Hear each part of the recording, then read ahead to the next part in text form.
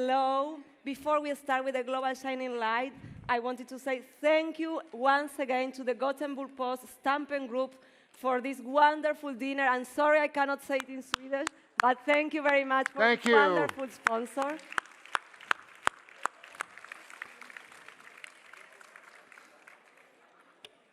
Okay.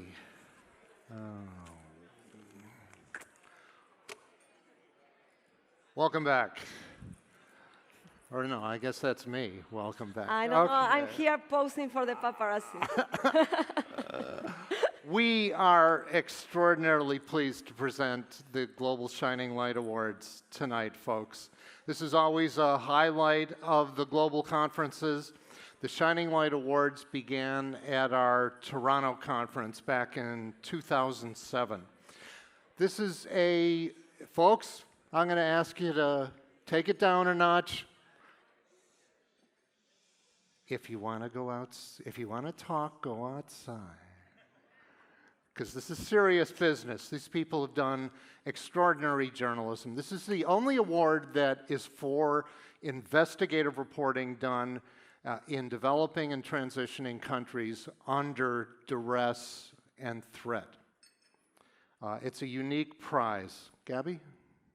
The award is sponsored by the Global Investigative Journalism Network, which, as you know, is an association of 244 organizations in 90 countries that works to foster and strengthen investigative reporting around the world.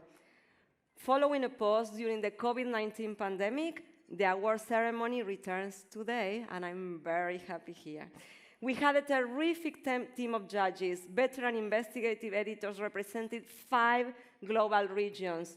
Sheila Coronel, investigative journalism professor at the Graduate School of Journalism at Columbia University. I can't see anything, but Sheila, we love you. She's out there somewhere. The Guardian's former investigative editor, David Lee. GIJN own Africa editor, Ben Onoluka. And the amazing Mexican journalist, Marcela Turati. And Marcela was around there, I feel. And Ukrainian media development trainer, Oleg Komenok.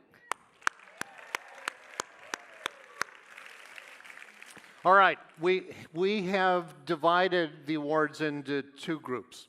There's a small and medium outlets group. That's organizations with staff of 20 or less, including freelancers. And then there's large outlets, organizations with more than 20 staff. The top winners get an honorary plaque and US $2,500. We would give them more if we had more funds, so donors, please take recognition. We had a record number of submissions this time around. It jumped 43% to 419 applications from 84 countries. And they were so impressive. Despite all the challenges we face, the quality of investigative journalism keeps getting better and better, and the awards really reflect that. In fact, our judges ended up, at their discretion, giving out 2 awards in each category and a 3rd certificate of excellence because they wanted to recognize all the great work being done. So the judges choose to focus on stories reported by local outlets. They were particularly struck by the enterprise and guts of solo reporters who were able to develop comprehensive set of sources largely on their own at great personal risk, like a young journalist who traversed a hidden war zone in northwest Nigeria and another who tracked a whistleblower assassination in South Africa. Before we go to the video, I wanted to say big thank you to 2 Swedish colleagues who helped us with the video and who I'm going to mispronounce again, Axel Gård Humlesho and Ulla Kristofferson. Thank you for working with us. Thank you, guys. It's been a pleasure to work with all my Swedish colleagues. So now let's go and meet the 6 finalists for the large outlet category. The Global Shining Light Awards honor outstanding watchdog journalism in developing or transitioning countries, carried out under threat or in perilous conditions. The 12 finalists for this year's awards were chosen from a record 419 applications from 84 countries covering 2021 and 2022. Judges selected 6 finalists in the large outlets category. They are Secret Tax Negotiations, Tempo. In 2021, Indonesia's Tempo magazine helped expose a major tax evasion bribery scandal, which implicated several companies with ties to the executive government. The story's impact contributed to several prosecutions, including the bribery conviction of a top tax official and the imprisonment of police officers. One journalist on the team was abducted and beaten by the police during the reporting process. Silenced. Why Bebita Deocoran was murdered. News 24. In a perilous year-long project, News 24 reporter Jeff Wicks not only exposed the murder of a government finance officer as a hired assassination, but also completed an investigation which led to the targeting of this brave whistleblower. His series revealed widespread corruption and resulted in the suspension of executives and independent probes of suspicious service payments made by a state hospital. Furtive Corridor, Armando.info and El País. This epic project involves sophisticated data mapping, innovative sourcing, and courageous field reporting to reveal a vast network of illegal mining operations in Venezuela. The project mapped 3,718 illicit mining locations across an area twice the size of Germany, exposing routes used by criminal gangs and threats to the environment and to indigenous communities. How volunteers buried civilians in mass in Isium, Radio Liberty schemes. Using interviews with residents, documents and open source tools, this Ukrainian team exposed the origins of mass graves in the Kharkiv region. They also found evidence of civilian torture and identified the overlapping Russian occupation brigades behind these systematic human rights abuses. The reporters even unearthed conversations in which Russian soldiers discussed their crimes. Scandal of sexual harassment at the heart of the Bolsonaro government. Metropolis. This team exposed a major sexual harassment scandal at Brazil's largest public bank and also revealed cover-ups and the central role of a Bolsonaro ally. A top bank executive was ousted from his post the day after the story was published, and the revelations triggered a series of corporate and federal investigations. The Bandit Warlords of Zamfara, BBC Africa Eye. In a 2-year-long investigation that involved stunning bravery, BBC Africa Eye exposed the pervasive conflict and banditry that has engulfed Nigeria's northwestern state of Zamfara. The team's reporting revealed the motives and causes of a conflict that killed hundreds of people in 2022 and which has displaced hundreds of thousands more.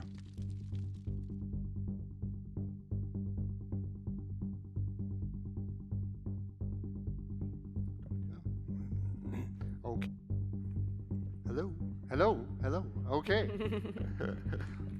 So, those are the large outlets, folks. We've got the finalists in the audience. We're going to ask that they come up on stage when we name them, when we name the winners. Okay. So first, we're going to start with the Certificate of Excellence in the large outlets category. Do I just take it? Yes. Okay. And the winner is How Volunteers Buried Civilians en masse in Isium. Radio Liberty and Schemes, Ukraine. Come on up. One of the judges said this story really showed the drama of the murder of civilians. This is a group of reporters who worked as a single newsroom in deoccupied Ukraine, revealing crimes and even the Russian military units involved. Congratulations. Congratulations. Congratulations. All right. It's get the picture. All right, we're gonna get their picture. Come on, folks. We can do another round of applause, maybe. Woo!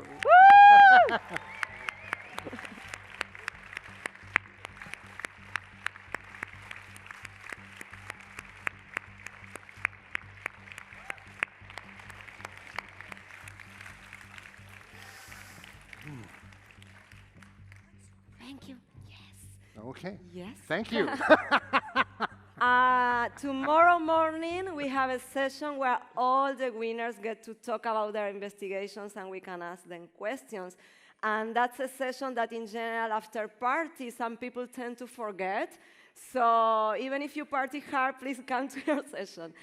So now we are going to announce the first place prize goes to... Waiting for the music.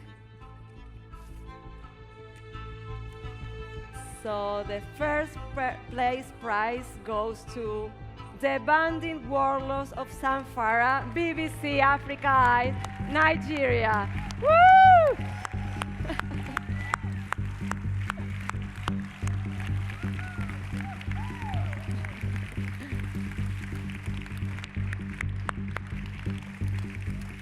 Congratulations. Congratulations. Gabriela, I know we're not supposed to make speeches, but I really want to say that the person who should be here tonight is Yusuf Anka, Nigerian reporter who Yusuf risked his life to tell this story. He was invited to come to the conference tonight by the organizers and by the BBC, and the Swedish embassy in Nairobi refused him a visa. It's Yusuf who should be here, and I want to thank Yusuf and all of our Nigerian colleagues, because this is their work and their award.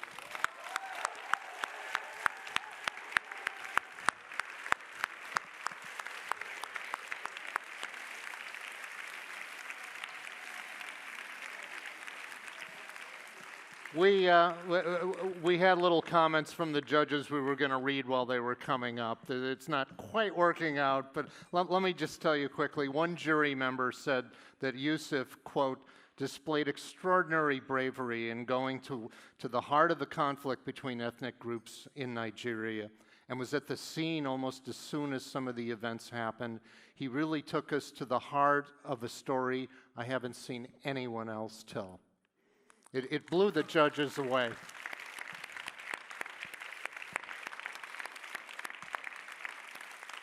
Okay, we have two first place prizes. That was one of them. The second, I think we need the music. There it is, okay. And,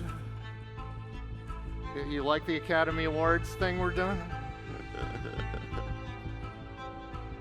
Large Outlets winner 2, first place goes to Corredor Furtivo, Armando Info, Venezuela, and El País. Woo! Come on up, you guys.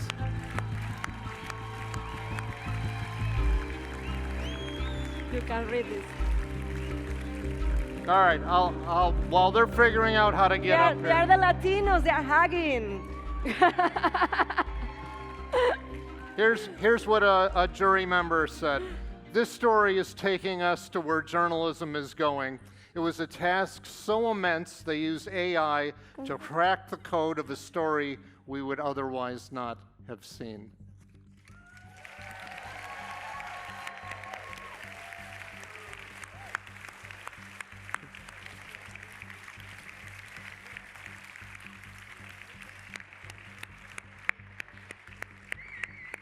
Thank you. And now we are going to see the video for the small and medium outlet category.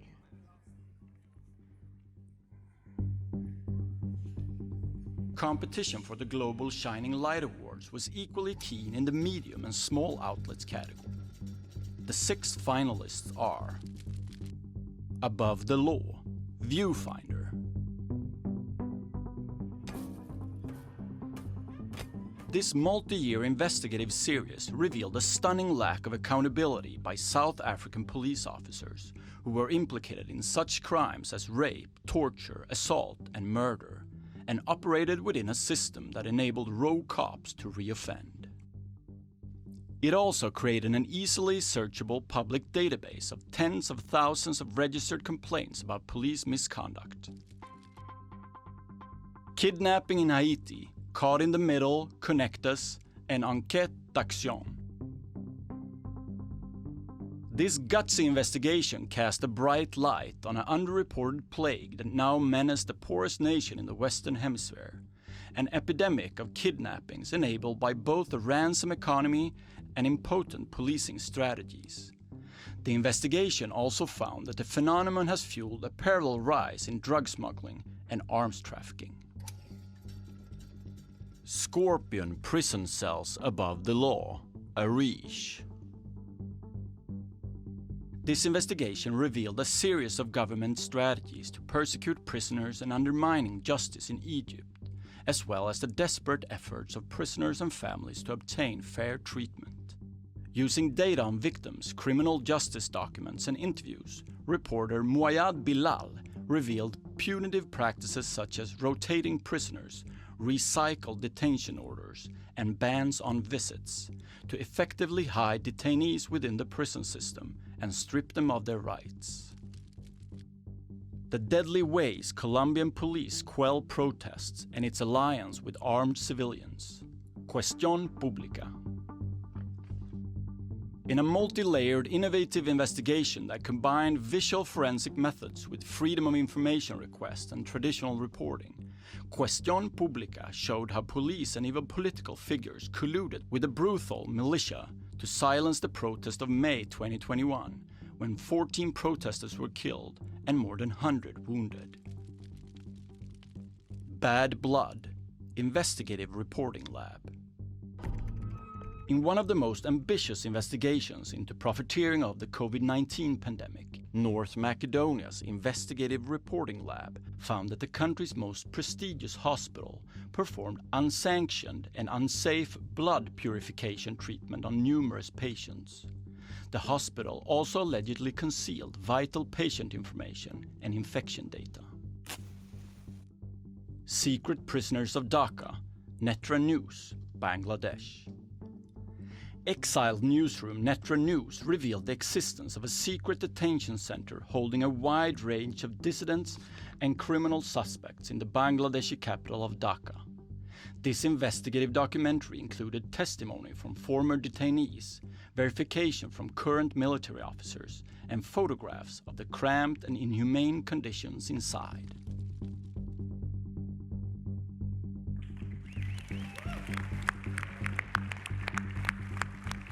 So, for the small and medium outlet category, the Certificate of Excellence goes to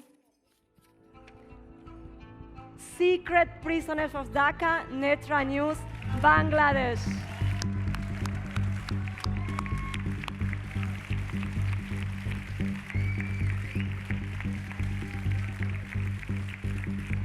One GIJN reviewer noted that this is the only outlet that covers the untold stories in Bangladesh, and they are always at risk from the authorities. This particular story exposed a torture cell of the Bangladeshi military, which is, in any circumstances, the bravest example of Bangladeshi journalism.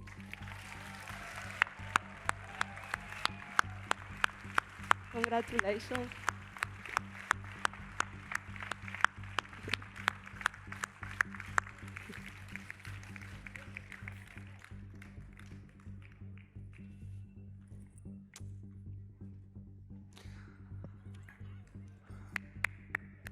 All right.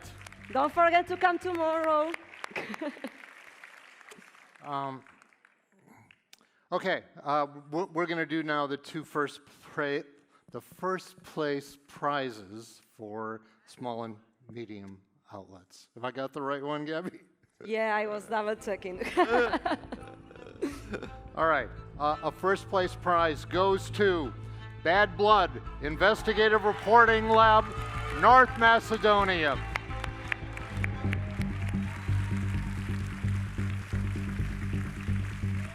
Come on up. Here's what one of the judges said. This story was impactful, and how they went about the reporting was dogged and systematic. Congratulations. Another juror said, I think some people didn't take these reporters too seriously, and then they nailed it.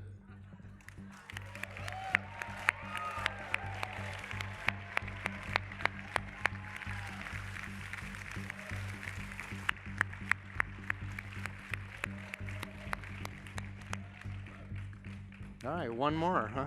The last envelope of the night. So another, I'm waiting for my music, right? So another first place prize goes to Above the Law, Viewfinder, South Africa.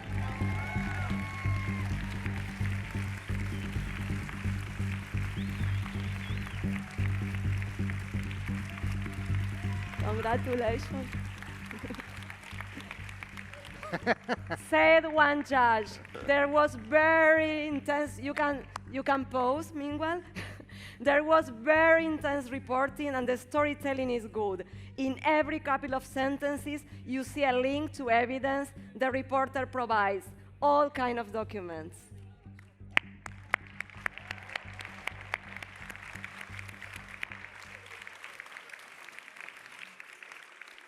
Thank you, Gabby. Thank you. Don't forget to come tomorrow to the session.